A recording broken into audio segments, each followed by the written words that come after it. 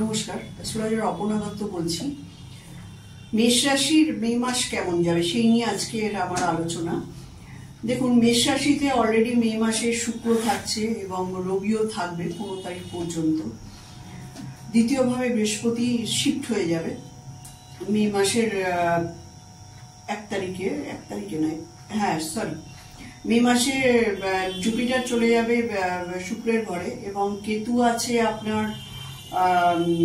Virgo সাইনে কন্যা রাশির ঘরে, মানে এটা হচ্ছে ষষ্ঠ ভাবে, এবং সপ্তম, অষ্টম, নবম, দশম ভাবে কোনো প্ল্যানেট নেই। 11তে কিন্তু শনি থাকবে এবং 12তে কিন্তু মঙ্গল এবং বুধ আর রাহু কম্বিনেশন একটা দেখা যাচ্ছে। এই গেল আপনার মে মাসের প্ল্যানেটারি পজিশন মেষ রাশির জন্য।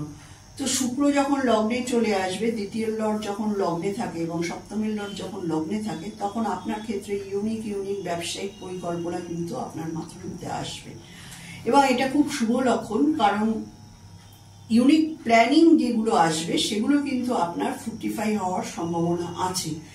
এই কারণে আছে যে দেখুন, রবি কিন্তু লগ্নে থাকবে মে মাসে, এবং মে মাসে রবি যতদিন লগ্নে আছে আপনার, ততদিন কিন্তু রবি আপনাকে নতুন নতুন বিজনেস সংক্রান্ত আইডিয়াকে গ্রো আপ করার জন্য সেই এফোর্টটা আপনাকে দেবে। এবার একটা জিনিস যেটা নেগেটিভ আমি এই মাসে আপনার মেষ রাশির জন্য বলবো, সেটা হচ্ছে আপনার স্বাস্থ্য সংক্রান্ত বিষয়। কারণ স্বাস্থ্য সংক্রান্ত বিষয়ে আপনাকে কিন্তু টু মাচ কেয়ারফুল থাকতে হবে, কারণ মঙ্গল কিন্তু দ্বাদশ ঘরে অবস্থান করছে অ্যালং উইথ মার্কারি ও রাহু। সুতরাং মার্কারি হচ্ছে তৃতীয়ের লর্ড, মার্কারি হচ্ছে আপনার ষষ্ঠের লর্ড। তৃতীয় এবং ষষ্ঠের লর্ড বুধ যখন রাহুর দ্বারা অ্যাফ্লিকশনে চলে আসছে এবং সেখানে যখন আপনার লগ্নের লর্ড এবং আপনার অষ্টমের লর্ড থাকছে, সেই ক্ষেত্রে কিন্তু আপনার হসপিটালাইজেশনের একটা সমূহ সম্ভাবনা থাকছে ডিউ টু অ্যাক্সিডেন্ট। যাদের চার্টে এই অ্যাক্সিডেন্টাল জায়গা প্রমিস আছে, তাদের কিন্তু এই ফ্রুকটিফিকেশনের সময় কিন্তু এই মে মাসটা। সুতরাং আপনাকে খুব কেয়ারফুলি চলতে হবে। হেলথ ইস্যুটা খুব একটা ভালো নয়, ডিসিশন মেকিং এর একটা সমস্যা আসবে এবং ডকুমেন্টেশনের জায়গায় কিন্তু আপনি বারবার কিন্তু কনফিউজ হতে পারেন। এবং যারা ধরুন পাসপোর্ট ভিসার জন্য অ্যাপ্লাই করেছেন, তাদের কিন্তু এই সময়টা খুবই টাফ, কারণ আপনি কিন্তু গভর্নমেন্টের তরফ থেকে হ্যারাসমেন্টের শিকারও হতে পারেন। দশমের লর্ড এবং একাদশের লর্ড শনি নিজের ঘরে আছে, সুতরাং কর্মের জায়গায় ঠিক আছে, হার্ড ওয়ার্কিং করতে হবে। এবং শনি রয়েছে বৃহস্পতির নক্ষত্রে, সে কিন্তু 12th হাউসের লর্ড।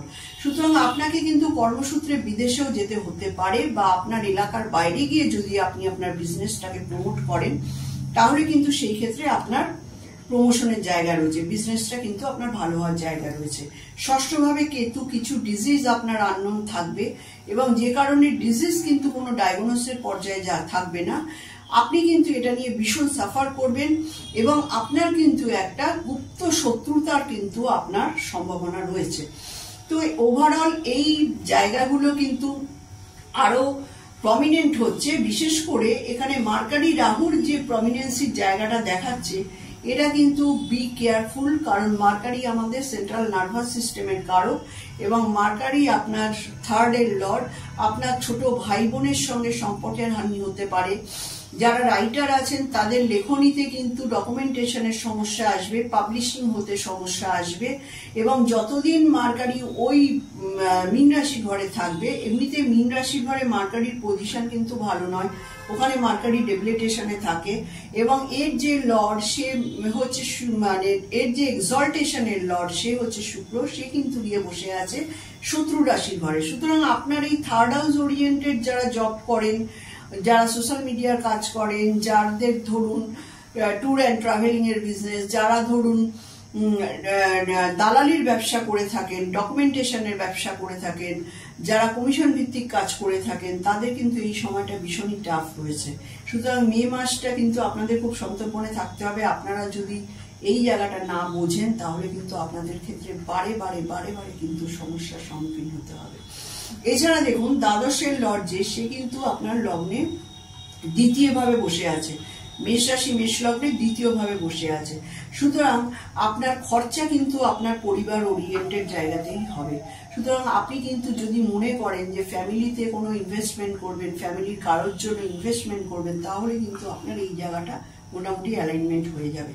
না হলে কিন্তু একটা মেজর কিন্তু প্রবলেম রয়েছে, কারণ দ্বাদশের লর্ড যখন দ্বিতীয়তে বসে থাকে তখন আপনার যদি এই জায়গাটা ইনভেস্টমেন্ট না হয় তাহলে কিন্তু এটা রোগের ক্ষেত্রে খরচা হয় অথবা আপনার লসে পর্যবসিত হতে পারে। Be careful. এপ্রিল মাস আপনার যেমন গেছে গেছে, কিন্তু মে মাসে কিন্তু আপনার খরচ এবং আয় ব্যয়ের হিসেবের জায়গাটা কিন্তু আপনাকে ঠিকঠাক করে ধরে রাখতে হবে, কারণ লগ্নে কিন্তু শুক্র বসে আছে, সপ্তমের লর্ড। পার্টনারশিপ ব্যবসার ক্ষেত্রেও কিন্তু আপনার কিন্তু যথেষ্ট সমস্যা হবে, কারণ শুক্র আছে কেতুর নক্ষত্রে এবং কেতু বসে আছে ষষ্ঠ ভাবে। যারা অলরেডি পার্টনারশিপ বিজনেসে আছেন তাদের কিন্তু পার্টনারের সঙ্গে বিস্তর মত পার্থক্য কিন্তু আমি মে মাসটাই দেখতে পাচ্ছি। সুতরাং সাবধানতা অবলম্বন যে যে জায়গায় করবেন আমি অলরেডি বলে ফেলেছি। এবার দিয়ে যেটা বলার আছে, যারা স্টুডেন্ট আছেন মেষ রাশি মেষ লগ্ন, তাদের ক্ষেত্রে কিন্তু পড়াশোনার জায়গাটা এখন খুব ভালো দেখাচ্ছে। এই মাসটা ভোর কিন্তু আপনারা খুব এনার্জেটিক থাকবেন, এবং যারা মেডিকেল ফিল্ডে আছেন, যারা ধরুন সায়েন্সের ফিল্ডে আছেন, যারা টেকনিক্যাল ফিল্ডে আছেন, তাদের জন্য কিন্তু এই সময়টা ভীষণ ভালো। আর্টস এডুকেশনের ক্ষেত্রে কিন্তু একটু সমস্যা আসবে, বাট সায়েন্স এডুকেশনের ক্ষেত্রে ভালো। অন্যান্য যারা কম্পিটিটিভ এক্সামিনেশনের জন্য রেডি হচ্ছেন তাদের জন্য কিন্তু এই সময়টা খুব শুভ। আর খেলাধুলো সংক্রান্ত জায়গায়ও কিন্তু যারা ইনভলভ আছেন এবং যারা ক্রিয়েটিভিটির লাইনের সঙ্গে যুক্ত আছেন তাদেরও কিন্তু এই জায়গাটা ফুল মে মাসটা কিন্তু আপনাদের কিন্তু একদম চরম জোশে কিন্তু আপনারা কাজ করতে পারবেন, কারণ জোডিয়াকের ফিফথের লর্ড সান কিন্তু এখন এক্সল্টেড পজিশনে রয়েছে। ঠিক আছে, ধন্যবাদ।